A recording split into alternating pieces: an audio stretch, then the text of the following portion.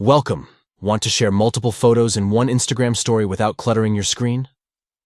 With Instagram's layout feature, you can easily combine multiple photos into one story post. It's a great way to showcase different moments without overwhelming your followers. Let's go over how to do it. First, open the Instagram app on your Android device.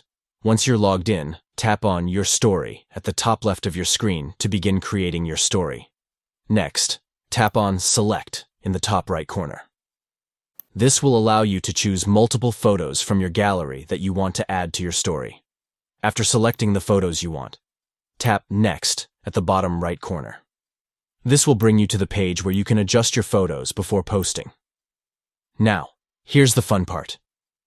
Tap on Layout at the bottom of the screen. This feature lets you combine multiple photos into one, and it offers different grid options for how you want your photos to appear.